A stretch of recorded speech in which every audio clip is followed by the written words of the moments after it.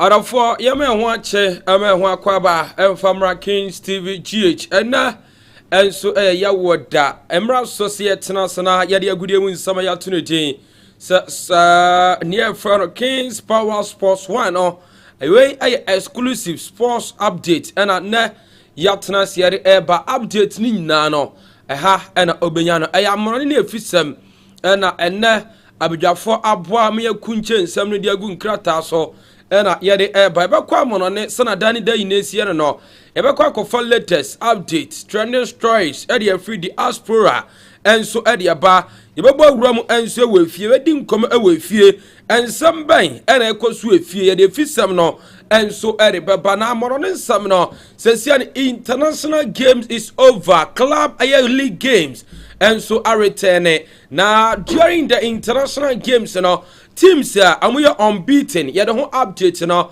enso ede baba sausona urama Beni head coach enso akasa ede afa controversies between only team no and I feel so my friend Lesotho no South Africa and FIFA and CAF yede ho nsam no baba Andrew Onana were returning to near friend Europe after international duty na utuso kada no trend pa yede ho nsam no enso ede baba Lami Yama ene ne gia ho nsansam masa ababa wa tunanum tuo ose Lami Yama na bradi yakopo da ye be bira na kaso Osman over there. I love you sir ne de I had 3 days na me adwuma eti this many more and ayatransia yare eba ewo juma die no so ye be fie na afesu ye fisam no enso atimi area ba na efisam no ensam be na ekosu efie House of Folk any Benjamin Asari Saudi Aya Arabia club enso show interest ewo Benjamin Asari musika sign eno modiaba yere ho nsam no enso ere eba Saudi be di nkomo Ghana Football Association Ghana Premier League 2025-2026 coaches are omode clubs ni wuram 18 coaches ni anas 18 clubs no with their coaches yere ho nsam no eba new coaches ene omomo sustain no yere eba nyamboa come Friday His Excellency John Dramani Mahama ebe wuramo ewa Accra Sports Stone Boy ene de ka ho yede ni na enso ere baba sasuna obebe wuramo na fesia di nkoma wa sports minister Yura Kofi Idi Adams wakasa era fotu ado sasuna former majority leader Honorable Chei Bonsumensa enso akasa area for otuado nti a lot of top politicians any businessmen omo Ghana ha and akasa de fa ayopenye fa no otuado this and many more and yere eba once again meeting and Osman Jovari Ahmed Ayat enso akatim no ho Samsung G8 Masa fanboy Samsung obehwe na bodwene pa nwina Masa enu ana ya guess ndo mo nsane na nam so a na ne timu nyina enso ada odada ya ho etietie yeti utu no wache etia kwa no de etia ba ono na MCR room ho no o operate bia kama sasuna urama chief executive producer Ayakin Halid omo nyina e kan bi na adwumare no eba yada ho mra ne ewuram ewa amono ne enkofa latest ni nyina no enso emfamra masa akware de guess ni nsini fo mo kromu a o omu nsini fo kora ye ba se ye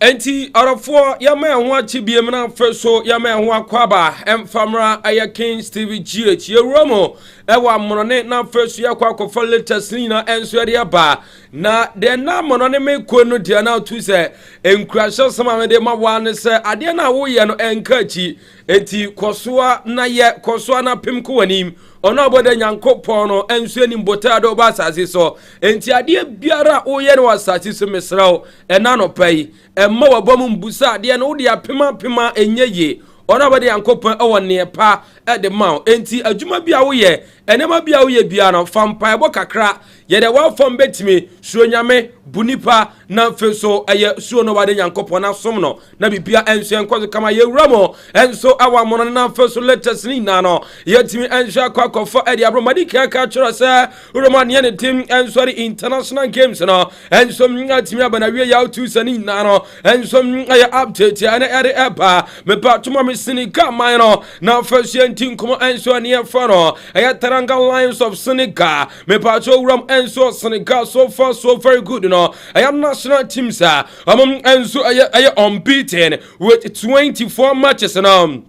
Your money day and some Edison come and Eddie kind among answer about 24 matches among answer your unbeaten South Sudan among anything answer spend about 22 matches among answer your unbeaten Urama my front South Africa 22 games and I say 22 matches unbeaten and our first Morocco 16 matches unbeaten and our South Korea 15 nano and some update Mami Osman Dembele the Oliveira the Ballon d'Or contestant Romania mense kanisa Osman Dembele and so timanya 11 Dion 20 25 award no and so timi akọ ediama na sa award we no and so 11 mondial orom enetimi ayi anotu so no anotu se and so this that award no so na to so Roma a frontier for Osman Dembele ayatomo and so timi age sa award no bi no ayala Andre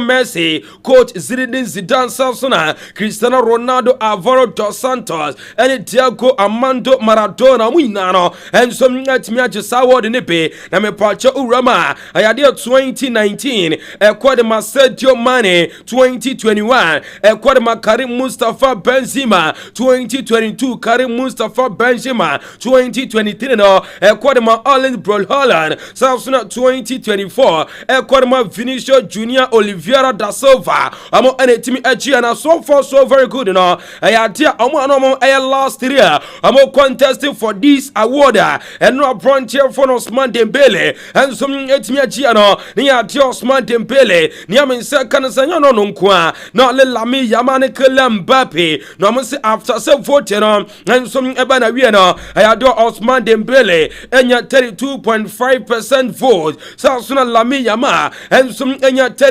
30% aye vote Sasuna Kylian Mbappe enya 12.5% tani nano and some update here ever away from Osman Dembele yanko Mr. Pep Guardiola Salah Madika Katorada says yan urama coaches bakwa omo so aye shepa wo kromanom no aye Pep Guardiola Salah ni amensa kan sesi ameno kasai aye dia 13 good players enso likely so mo gama mo enso ebo aye Manchester United Napoli and our first Arsenal no I do enso betima mesesa game no ni nyina se ebra dokromo sadie sebio nso nkronso agi obidamu afa ni nyina so enso atimi ebra aprontia for Ryan Cherki Sasuna Ryan aya Atnori obanya Marcus Martinelli Josko Vadio aprontia for Kusanov and as a Kusanov and our first aprontia team and so aya Ricardo aya Lewis obakwa konya aprontia team and so John Stones for Foden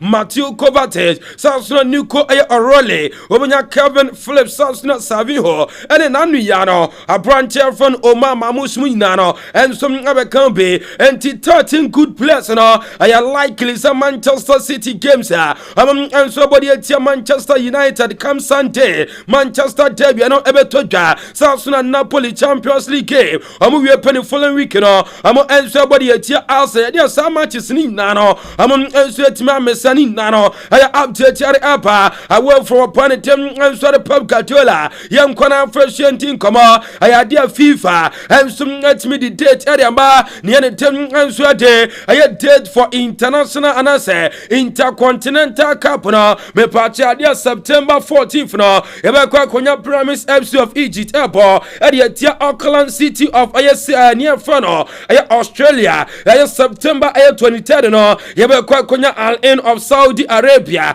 ebe ade tia Ida Promise FC anase Auckland City so no December 10 no ebe kwa konya Su Cruise Azo enso free near Fano Mexico ebo ade tia Libertadores champion meche December 13 no ebe kwa konya semi-final game between a winner of December near for a winner of September 23rd and a winner of December 10th so December 17th no yebenya near the team enso de final game out to say PSG already among enso timia qualifier among final into semi-finals winner no ono ebe kwa kobodi tia PSG and some December 17th no and some near for FIFA announcement omori aba and for near the team enso de Intercontinental Cup no and another touch come and so ma ewo chimade so away from Tatian Componente and some Luis Enrique and so ababetodwa so panom and so timakwa Sergi na Sergi no ni nanam and so for collarbone so ye kase collarbone once wa bet you no sa aye kase ne wo ho e connecting e be fa aye mechira oboso side ho be wurama sanka o ye ba wo hu emano omo nufo sa sebi dade na na se kasene honom no ho era to so panete and some Luis Enrique no enso etimi kwen Sergi no ho era otimi enso anya ni na no bicycle accident enche bia no era enso beto twani na no update here eba na niam nse kan se after so pain no a successful operation no do no enso asase di se recovery road no onom enso nam so kakra to say enche upon team enso Enrique and as Luis Enrique and some ebeba na face watimi abeja takato adama PSG ni naro and some update here apa away from that no yan konkodin koma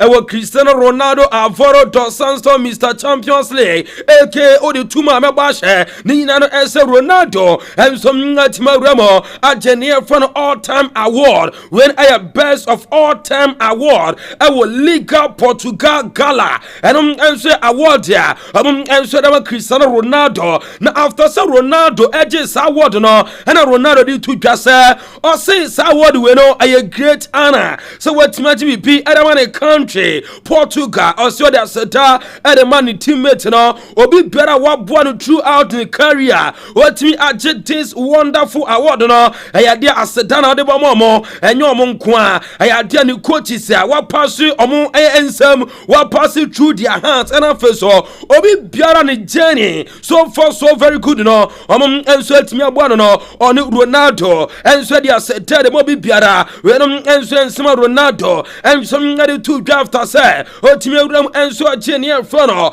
best of all time award ewo Liga Portugal Gala ni nano enso update ya and ya de eba ewo jumade no so yankona first yentin koma ewo penitim enso di Joko onom enso former England midfielder former Chelsea midfielder wakasa ose afi urama Chelsea club aqua Champions League no omo dark horse say kasa dark horse as like any normal so say Chelsea ebetimi age Champions League say Usha Chelsea enso team I have no enso etimi awramo a surprise man for ni nano penny the San 7 to just say before Chelsea ebetimi surprise man for no depending on ayomu goalkeeper aya performance titro penny team enso Robert Sanchez I say eno one of the area who's a pitch no so no open area ba ko pa ehia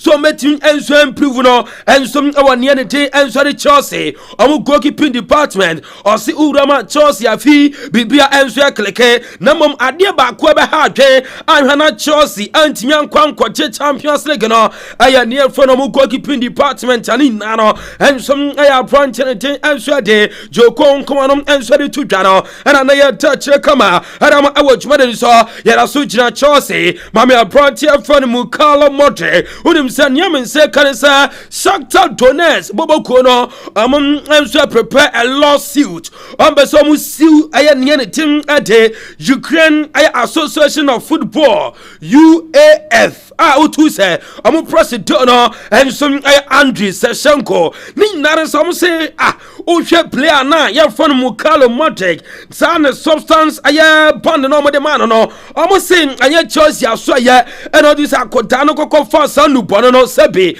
na mom aya ne team enso de Ukraine national team come and asa akoda na ya fon Mukala Modric no enso kokko pikin ne te enso ere sa substances no na jama aya Shakhtar Donetsk for na bring nana sa unim sa bra Chelsea efa akoda no eni na free Shakhtar Donetsk awramo enso ewo Chelsea no aya dia nation close num sa ne performance related bonuses na nkombenya edi free Chelsea utu se awatim around 30 million euros na nkombenya edi free Chelsea for na so ye na watimi suspending ni de eba sana ne performance related bonus ni de Shakhtar Donetsk enso ntimi enya entim ama Shakhtar Donetsk for no enso ensu se sa substances enso contain aya medionium aya substance no say aya dia panitim enso di Andriy Shevchenko enso aya near for Ukraine Association of Football no down one no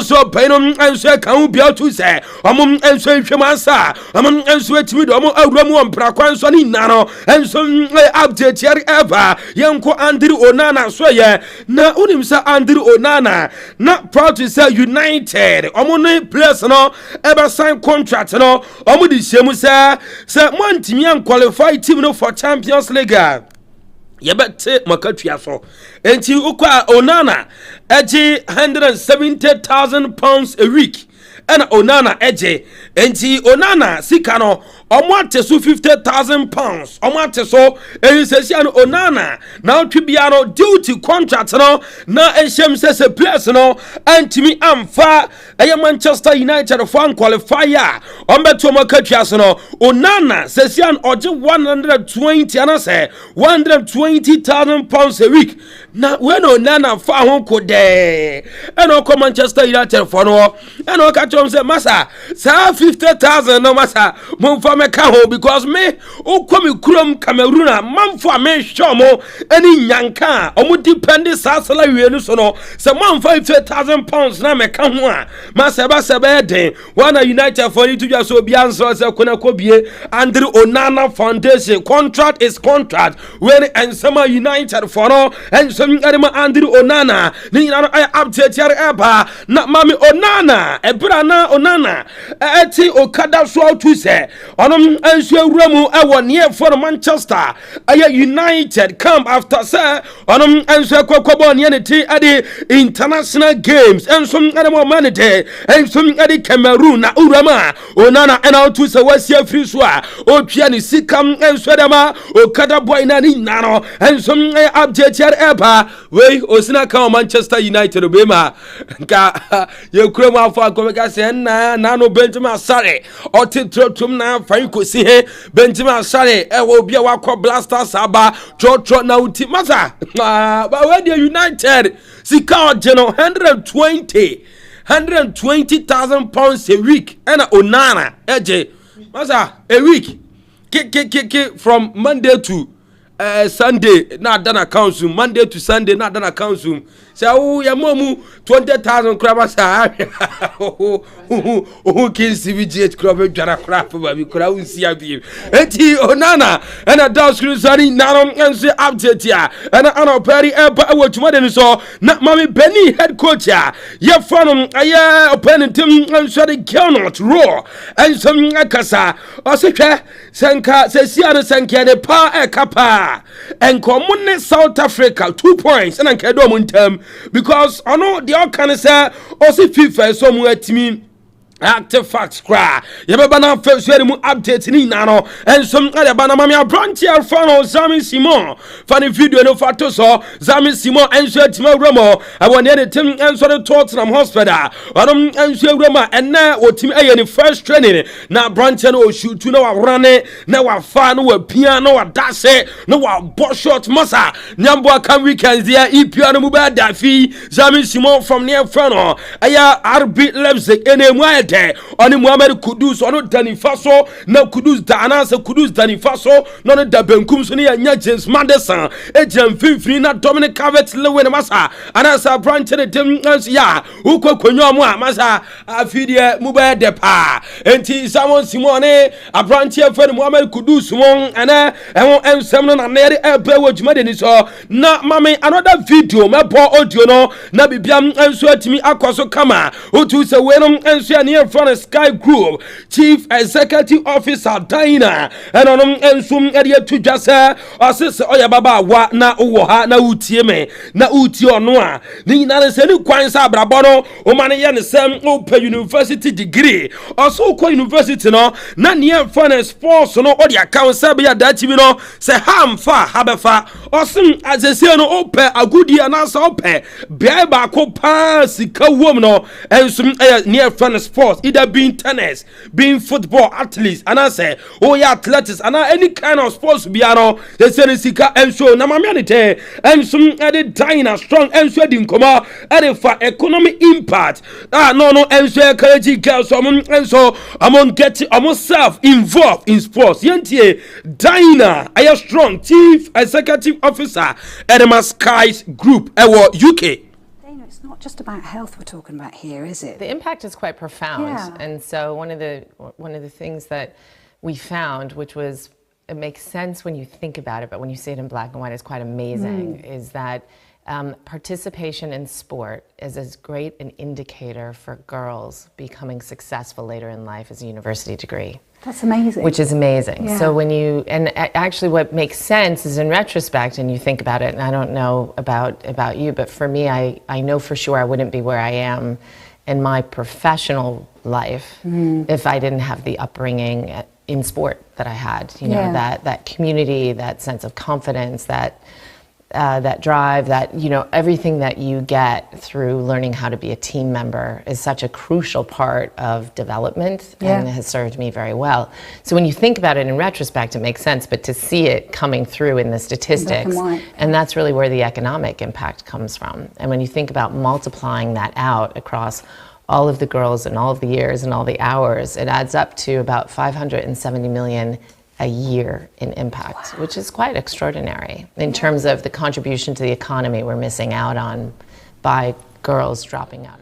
Enti wey and some of my men team answered Dina strong answered to ja na yabako near fun 8-time Olympic aya champion sembo to so ye na yatimi answer kwa kwadi nkomo me ba cho aya Kings TV GH our Facebook me ba cho like show no na first of all comment na fa to kama na shema unia answer nya bi hwesa so YouTube no obetimi answer turn on the obetimi turn on the notification bell na bibia ensum atimi kuma bowram ewe page ho na content ni na no nya bi enso ekwa kenkan na afaso hwebia bibia enso ntimi enko kama na 8-time or another 8-time Olympic air champion Osembo enso Jamaican international yebisa ne sa ohwo record ya watimi abreki ya world record no ayade wo obi ho no ma na sa odwen se obi enso etimi abesi wanan a obetimi enso abreki sa record na se he ono de wa ye no masa one of the biggest achievement enso wa athletics mo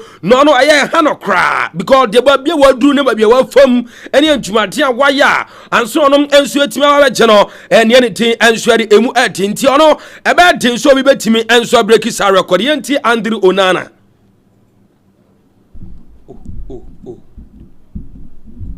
I think the talent is there. There will be talented artists coming up and they will do well, but at this present moment, I don't see the individual to break the world record. So, not worried. I don't think Noah is as crazy as dealing with Justin. So, for me, it's no difference. I think Gatlin over the years, we pushing back and forth. He was a different breed because he came up in the era where trash talking was just normal to everybody. So for me, and as you know, I never listen to anybody. I know when I'm prepared and I'm ready, you can say whatever you want, you're not going to beat me. So I'm always focused and ready. So it would never be a problem. So Bolt not holding out too much hope for the current generation of sprinters, joking that he'd actually prefer his world records to be broken by one of his two sons, Thunder and Saint. I've always hoped that maybe one of my boys will run track and field. I don't know. They're not showing any talent yet, but hopefully No one of them pressure can for break them, the world right? No record. pressure. Yeah. We'll see. Enti Wayne Andri Onana na sa Abrantianity and Suade aya odebo wine so bo sa video no wine so be free so Andri Abrantianity and Suade o sembo to nkomano and Suade tu dwano na otu se yere ni na enso ere epa ewo dwumade ni so na me pato yenkona first yentin koma enso ewani anity and Suade mame aya Steve Mandanda onom enso atimi awura mu retire to say at the age of 40 aya dear Steve Mandanda onom enso Tabe Kaye Pa, Ayadia 2018 World Cup, and Ensuetimia to Russia, no, Ensuetimia Bois, Le Blues of France, national team, no, Ensuetimia Gianni Nano, and some update Yari Apa, Yanko Athletic, Madrid, as well, Naniamin Seka, Letico de Madrid Rata, Niamin Seka, Ayadia Metropolitano Stadium, no, and Ensuebe host 220, I have 27, I have UEFA Champions League final, Ninanum Ensu update Yari Eba na Lami Yama masa fa baba wa fani Nikki eye Nico fa to so masa nyamie no kurani ababa wa do nanim anyini na no ho so afa wo hwe na hwene na nanim pa wurade Nyankopon nanim krokro wa kama na ababa wa yi odi Lami Yama asama betodwa ema Lami Yama de betodwa kwa sa ababa wa de na anya ne hwe no fan kosi onye ne hwe da ono no kura enhia ye enye kafu bon wa humpama akro mu ntimi nya bi na wei ana baba ya bisa ne sa na uni Lami Yama ansamba na ekoso na muayo de man sentweni so say I am very much in love with Lami Yama masa ba bia no kromu akacho so do wa no create say no waka so do eti urama aboni team enso Nikiko enso de tudwa say Lami Yama no okaso no na no wadi tro odoni firi na kumam etimi bisa se na Lami Yama ise nkenya sika ananya basa no wo na obona se no last season oji fema na nka baba we betima bia pia abante aba be pana na because o check baba we ni Lami Yama o say age difference ni mu wa because baba wa no o che Lami Yama na mom kromu aya nsemu amentiase se nka wo wadi be 30 something years na o kokko for 70 years o say the farm and fine kosi wa repu no but yeah kwakwa for sugar mommy for na almost kwakwa for sugar mommy nti ni na no enso aye ne friend Lami Yama hon come no and now to say ya de hon sam no enso ba ya de hon sani na no enso ma ojumade no so na uram enso according to Opta enso uram ade ne ne tem enso ade UEFA Champions League omom ye likely so enso etimi age na me patcho fama me na fasu enti nkoma enfama uram Liverpool edi kan enso nya 20.4%. Samsung Arsenal tosumi no omunya 16%. Near funny PSG. Among enso tosumi ensa anansa among enso tosumi ensa rada. Among enso nya 12.1%. Manchester City etosun 9 ayania de 10. And so 8.4% and of Barcelona and some Tosuenum Omunya 8.4% Chelsea 7% Manchester City and as a Real Madrid Rata among Ensenya 5.8% Bayern Munich enya 4.3% Inter enya 3% Newcastle United and some Ewaniane Tim and say 3% when I according to Opta say Liverpool and Ferris among Ensuetme Aji Afi UEFA Champions League ni nanum enso update yari eba na ulama ayadia Gonzalo anasa Pedri ni gonom enso etimi sha ya Eritia Levante no enom enso mpayinfo timi anemi no say ni goal of the month for August La Liga goal of the month for August ni nanum enso aya update ya yari eba ewo jumade nti on this note we ma yemfansina yenye birthday wishes no na bibia enso entimi enkoso kama aha mo na pia we no fa to so na ano fa no to so na bibia enso entimi enko so kama na mo happy birthday enko enfoma Juliet Jan ewo United Kingdom UK eho ena Juliet Jan enso ewo Juliet Nyankopon nkoso na onhyiraw onkoso no ntina nim enfama botaya ode ko UK no obi man so oma unuru botai no so from our branch from Banky unia bema Coco 75 the cases na min sha na no pai Nyankopon nkoso no ntretre washem onyum fra dumo emfonko adum na dom ni nhira ena huma bro enkoso anen kata so na Facebook bi obeko bia no onye hren unya aya se poase anwea no na feso ya me no mboa na wanim enkoso a na enye very beautiful lady happy birthday on Kings TV GH to Juliet Jan yan kona feso yanya another one na bibia enso enkoso kama ewo hono ma utu se enye fadi agrokra ni na no enso ye honsema ye eba wey on your screen no enso ye abronte day enso the Gaucho happy birthday enko enfama Gaucho akoma dan eho ana Gaucho enso wo Gaucho Nyankopon nkoso na onhira omo wanim enso enya sere onwumfa adum mfonko adum be ma de wanim onyam ana feso aya unhira nyina ayo botom Nyankopon ma botom anya kama Oma adom na ewo so na nkoso a ema na adom no enwo so bibia be fry ora bode Nyankopon ni de enti odo ba sase so oma unuru eye obotai so nti on Kings TV GH happy birthday enko emfama Gaucho enso wakoma da nti ye bana fesuere fisem no enso e de aba ewo juma de no so enye fadi agrokra ye de honsam no enso e de eba ewo honoma be ma ura chat no ura WhatsApp na ya de bi 12 bi fama me se sie ura honom na feso ya de bi 12 wa hu de din ka no mo ya baba na feso yeri efisem no enso eri aba ewo juma de nti ya dan ho aba se sie na feso yeri efisem no enso eri aba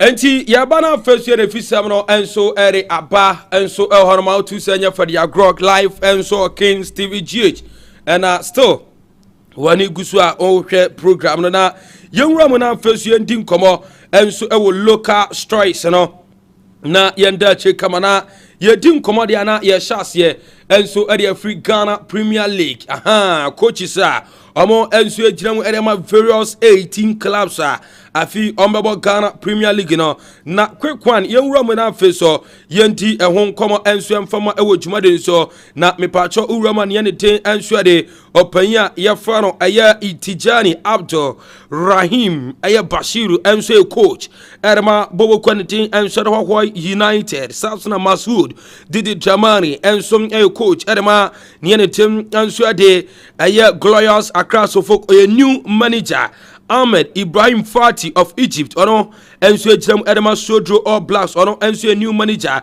Sasuna Frempong Manson enso eye omo sustain no ewo bibianu Gold Star Sasuna Chioba Aristica the Romanian international ono enso eye media mama anase Adriana Stars Radomo enso sustain no Kasim Mengo Okansi enso Afri Ghana Nations FC omo sustain na Abdul Karim Zito Ghana eye Asante Kodoko ono so sustain Sasuna Referent Tom and Dream Service so a new manager South na Stephen Desmo Isa Botwe so a new manager Erema aya ne team so ade Bechem United Bashir Effort so every Ghana South na Christopher Enin so ejina Erema Samates so every Ghana aya Ibrahim Tanko of aya Midiama South na aya Nana Ajman of aya Vision FC Samuel Buado of Niani team so ade aya nia Yafano aya Brokum Choice South na Nuruddin Amado of Ayakara United Abdul Hanan of Aya Young Apostle ni Lamte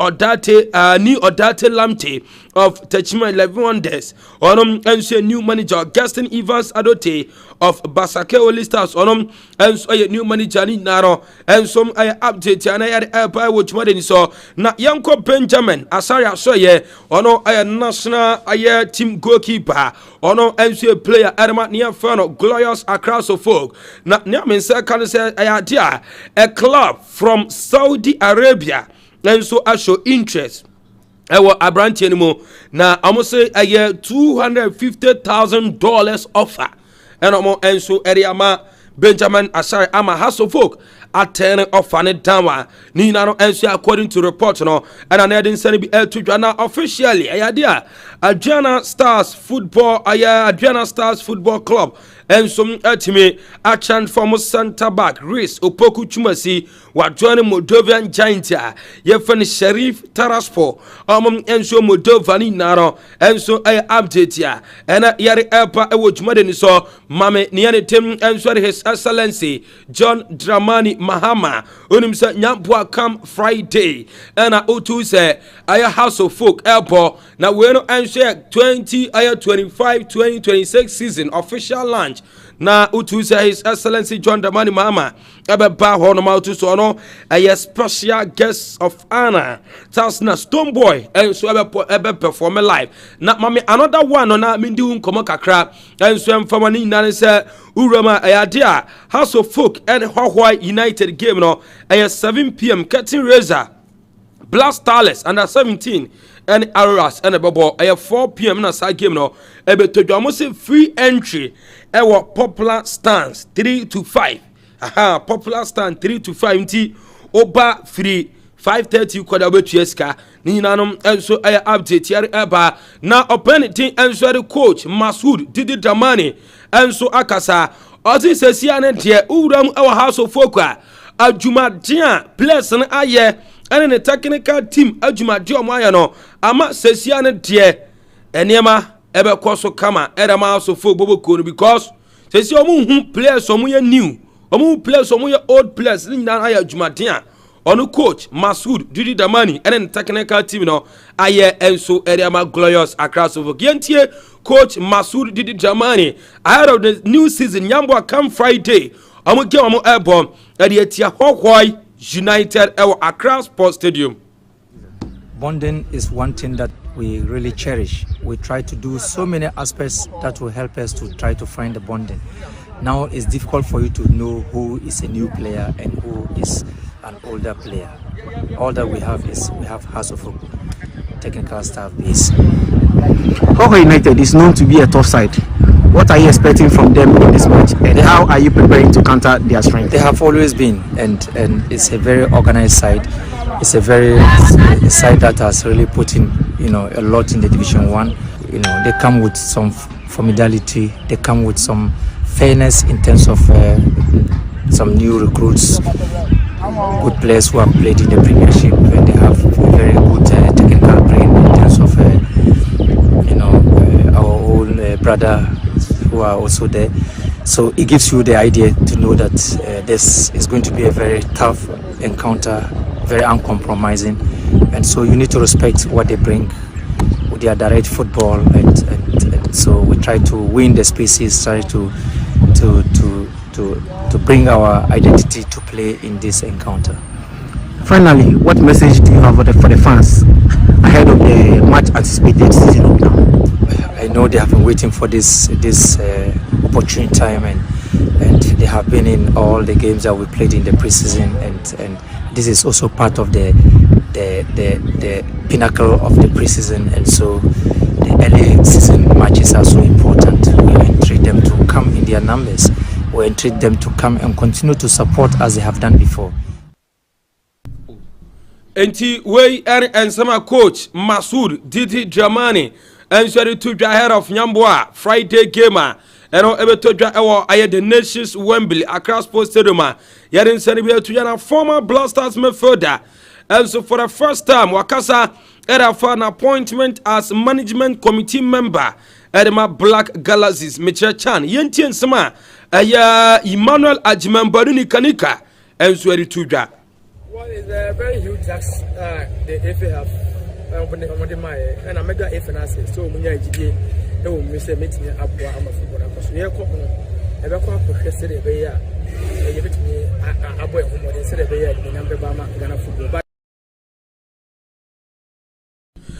Enti wey and sama Imana Ajimabadu and sorry to Johnny now I update eba na Mame Hogwa United. Masa Obabo edamame omo akwaje nshira nsuo omo akwaje nshira nsuo na ode yentie kakra bi ne yemra.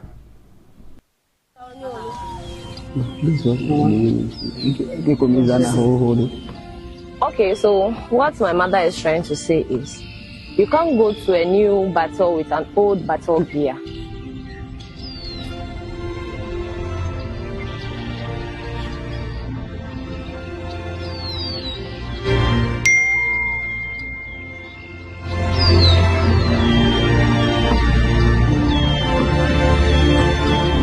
The woman is too far away. I love you. Yes, the call. Guys, let's go. Yana Wulu. Alessiwa.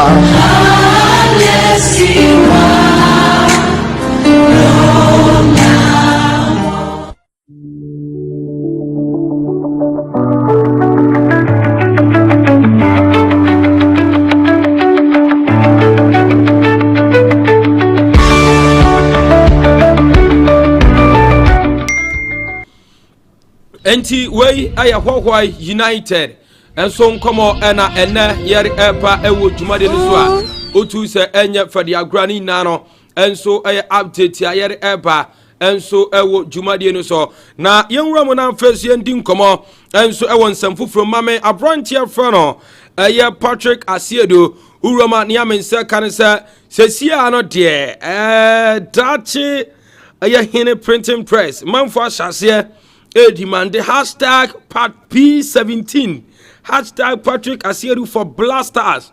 I say, hey, you don't mention train or bonnet there. Patrick Asiedu.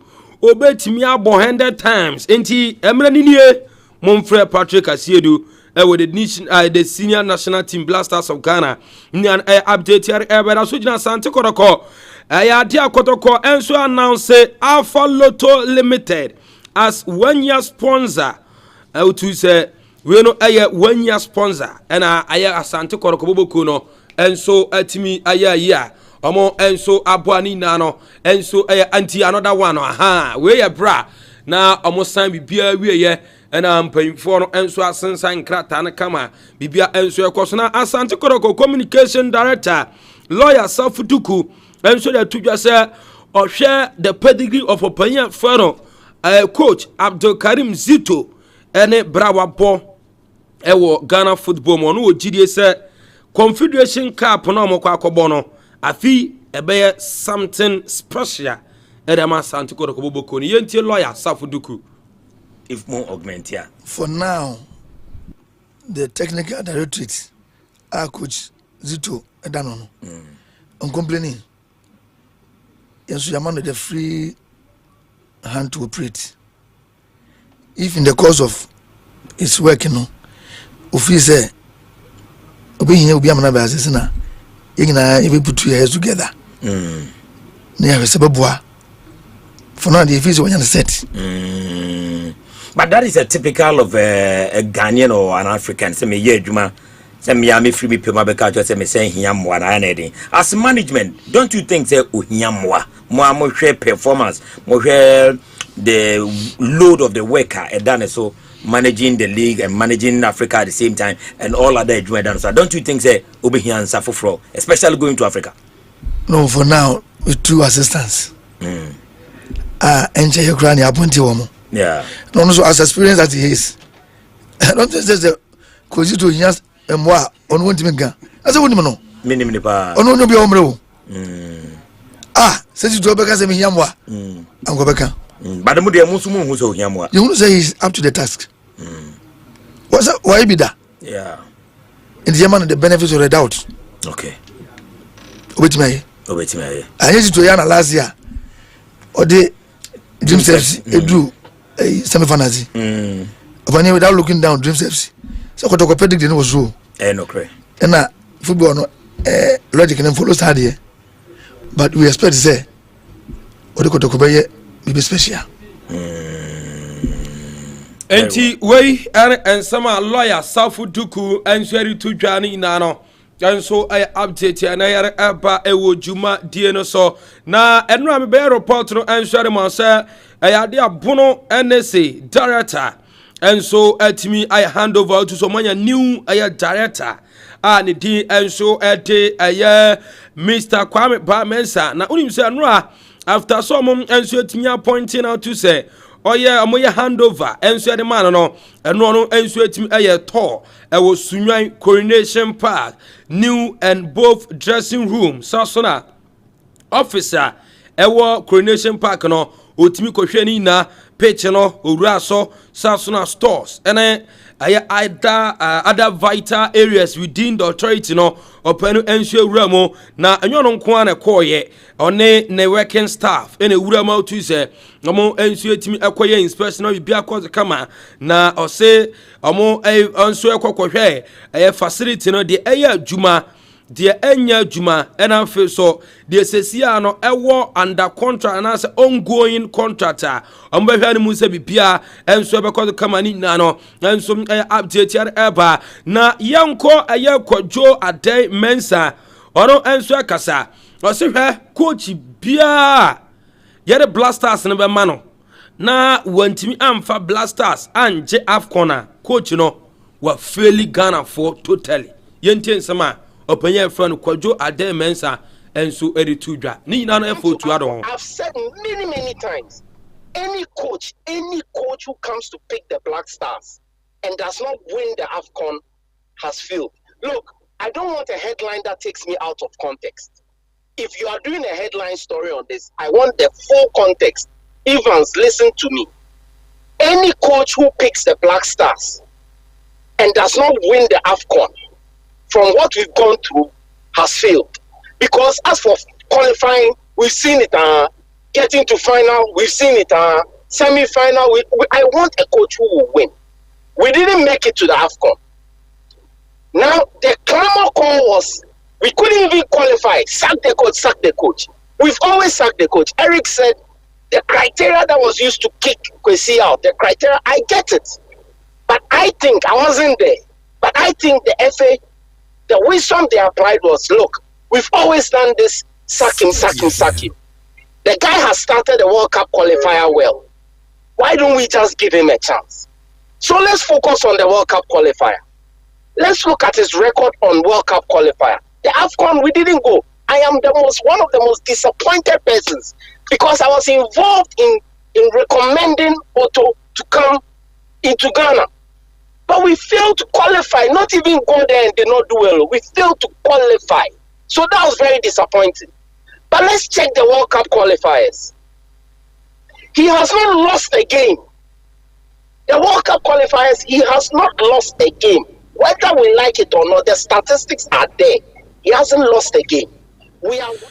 Enti we and some opinion fano kwadwo ademens and so to yana former majority leader Yewura Osai Che Bonsu Mensa say Blaster say qualify for World Cup kora utuado de SS akara yentin somori tudwa. I'm sure we are going to qualify. By qualify we are. This is not a coach who can take us to the World Cup. That's right. He is not a coach who can take us to the World Cup. Period. Thank you very much. Whoa, all right, where I say. Enti we and sama honorable nianity ensuare say bonsumensa ensuare tu dwane nan update here bana opportunity ensuare honorable Kofi Adams or the reason why a budget no eba bonten. You can only release something that is approved. There are budgeting processes.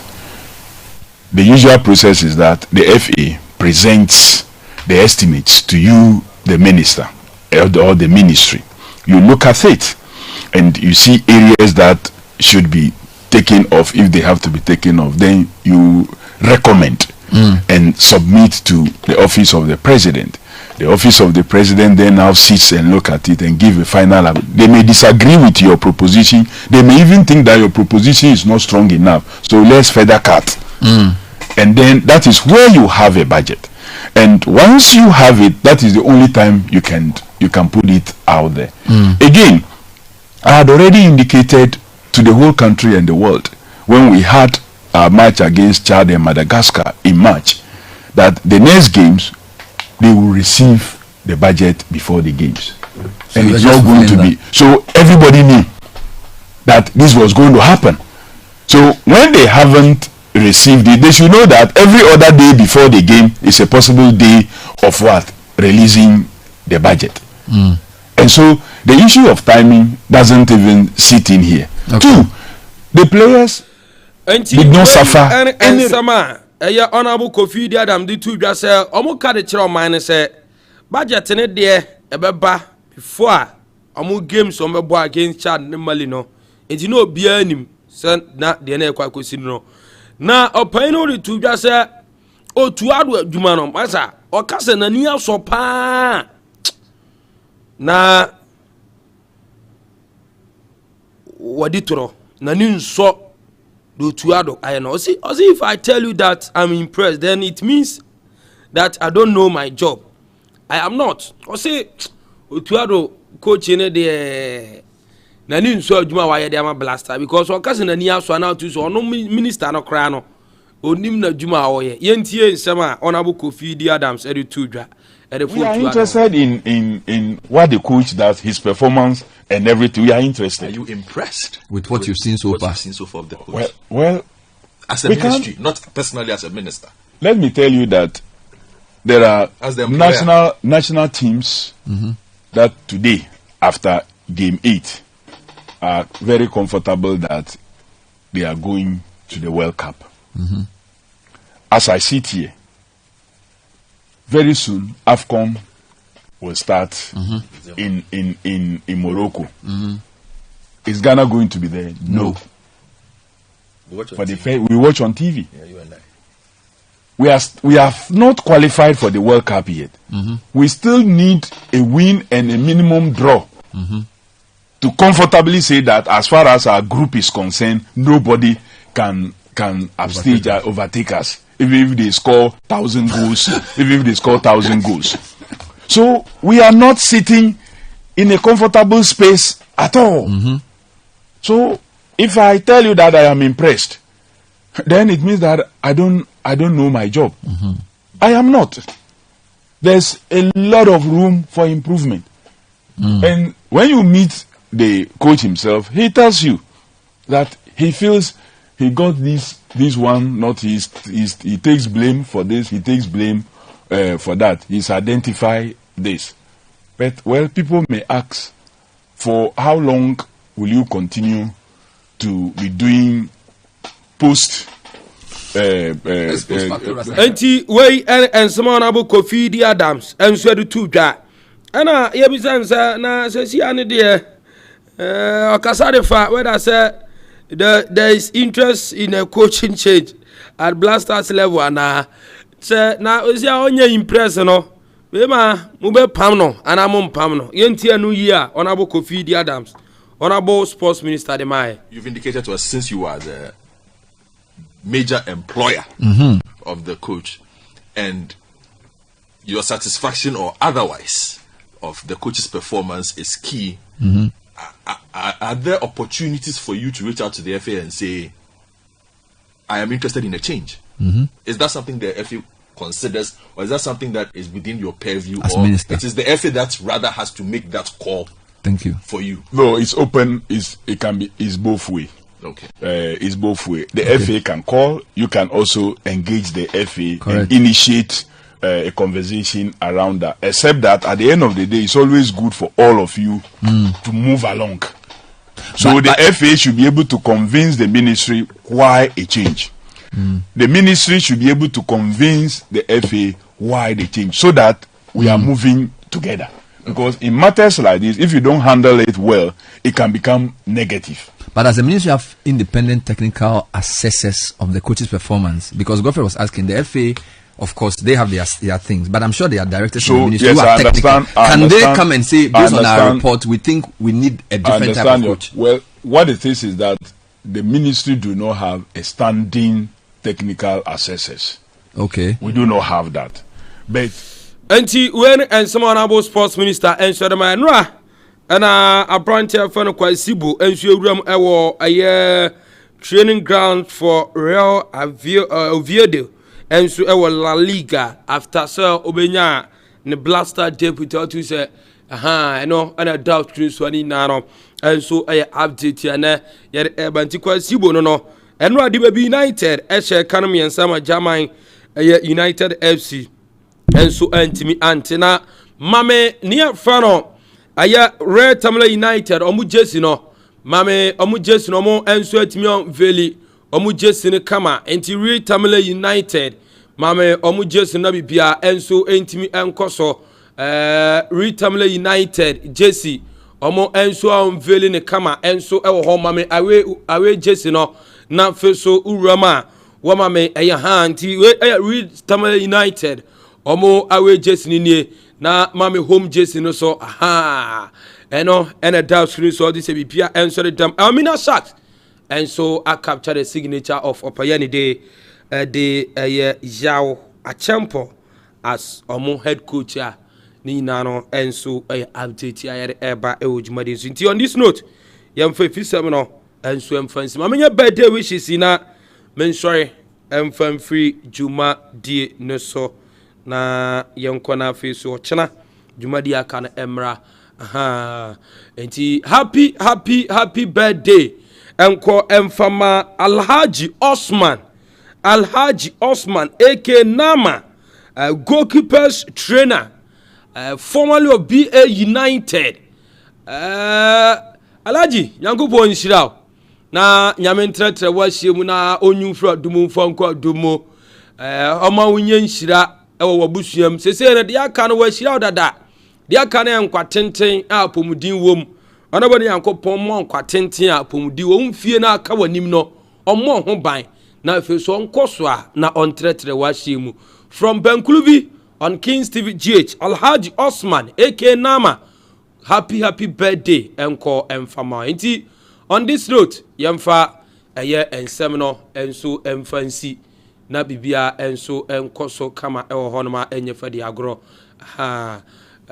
stop no na bibia enso entimi enkoso kama ewo honom na before amekono na mekoso aka se na mekoso enso aka se eye abato no enso egusu a ekoso enti mepacho what recording this enti about to Rugusia Air Course enti as outstanding sports commentator of the year for Bono region. Tell a friend to tell a friend now voting a kama a 1 cedi each vote a 1 cedi oh yes na vote no kwani be tintin ya mawa min personal number 053-548-3738 053-548-3738 obi biara watu bibia no Madam Ase se Bajo of Susek watone de Sansona se Nico of Susek ono so atone de Maestro enso atona ba kama Abuba enso atona ba Sansona eye Urama eye coach Babayara enso atona ba Karoski my one and only Karoski enso atona ba no eye kama era fesu obi biara watona ba bia no Yankopon enshira na fesu yankoso na yento na yanji the ultimate emfamra fie the fans of Osman Jovadi yentona as standing commentator of the year 2025 or Bono Regional Yenche and Shem Famranti. On this note, Yadisi now Fesu Jumadia Twaso and Swabamidi and Osman Jovari Amadayat Ebomachi Dom Sasona a branch here for Samsung on Amphidiano or Dada no Tenet no Crocramiti Dan Danny Pictures no or and so Ebomachi Domane Mini Jumadian Eba Chief Executives a officer and as a chief executive producer a Kane Halid. Once again, one team in Kabima, assalamu alaikum, bye bye. I'm out.